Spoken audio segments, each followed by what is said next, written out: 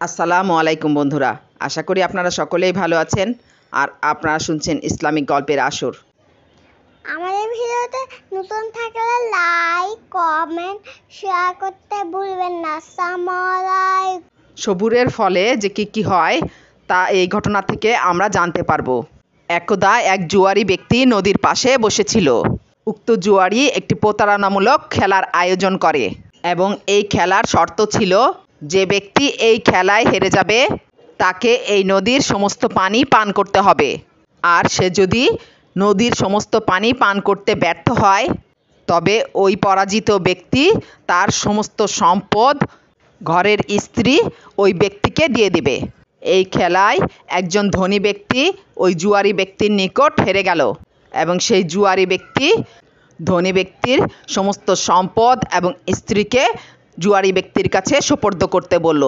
এতে করে সেই ধনী ব্যক্তি ভীষণ বিপদে পড়ে যায় এবং সে জুয়ারি ব্যক্তির কাছে একদিনের সময় চায়।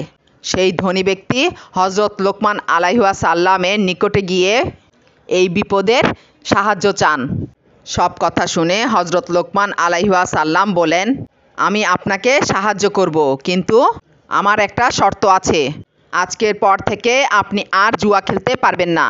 ধনী ব্যক্তি লোকমান আলাইহিওয়াসাল্লামের এই শর্ত মেনে নেয়।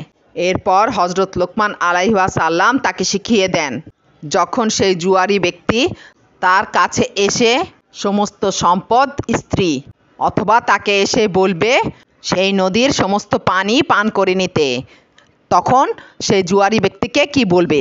হজরত লোকমান আলাইহিওয়াসাল্লাম তাকে শিখিয়ে দিলেন, যখন সেই জুয়ারি আপনার কাছে আসবে তখন আপনি বলবেন, তুমি কি এটা চাও যে গতকাল এই নদীতে যতটা পানি ছিল সেই পানি আমায় পান করতে হবে, তবে গতকাল থেকে আজ পর্যন্ত যতটা পানি বাষ্পীভূত হয়ে গিয়েছে সেই সমস্ত পানিকে ফিরিয়ে আনো, যেন আমি গতকালের সমস্ত পানি পান করতে পারি। আর যদি তুমি এটা চাও যে আজকের যে পরিমাণ পানি রয়েছে তা পান করতে হবে, তবে এই নদীর পানির সমস্ত মুখ বন্ধ করে দাও, যাতে এই নদীর পানি একটুও নষ্ট না হয়।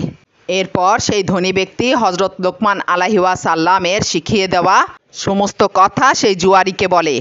ধনী ব্যক্তির মুখে এইসব কথা শুনে সেই জুয়ারি ব্যক্তির মুখ বন্ধ হয়ে যায়, সে আর কিছুই করতে পারেনি।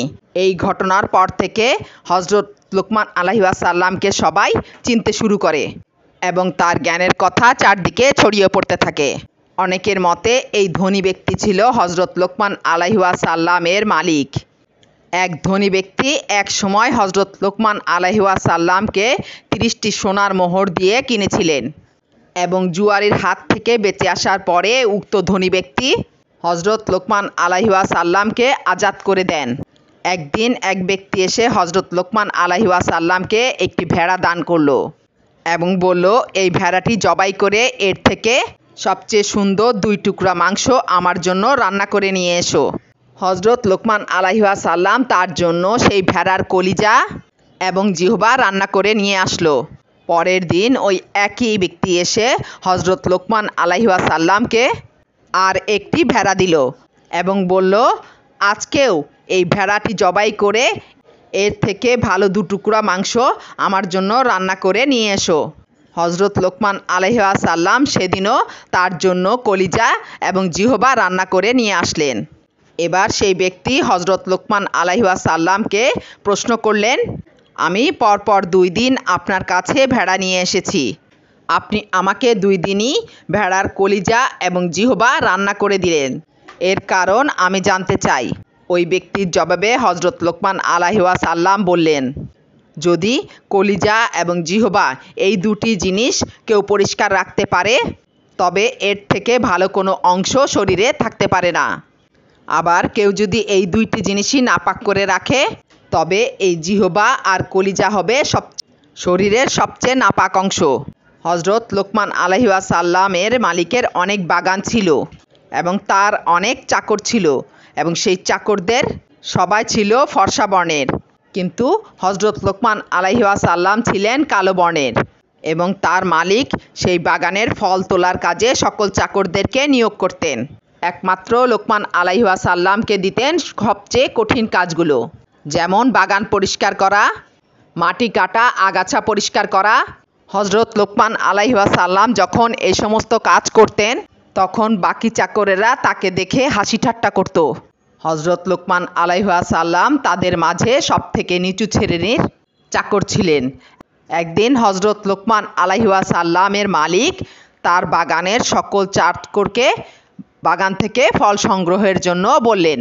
চাকরেরা গিয়ে সেই বাগান থেকে ঠিকই ফল সংগ্রহ করলো, কিন্তু তারা সেই সংগৃহীত ফলের কিছু অংশ খেয়ে ফেলল। এরপর যখন মালিক এসে ফলের কথা জিজ্ঞাসা করলো তখন তারা বলল লোকমান সমস্ত ফল খেয়ে ফেলেছে। এই কথা শুনে লোকমান আলাইহিওয়াসাল্লামের মালিক অনেক রেগে যান এবং সে হজরত লোকমান আলাইহিওয়াসাল্লামকে ডেকে পাঠান।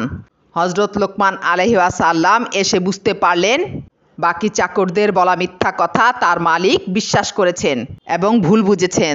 তখন হজরত লোকমান আলাইহিওয়াসাল্লাম বললেন, আপনি আমাকে সহ সকল গোলামদের পরীক্ষা নিন, তাহলেই আপনি বুঝতে পারবেন কে ফল খেয়েছে। তখন মালিক জিজ্ঞাসা করলেন, আমি কিভাবে তোমাদের পরীক্ষা নেব?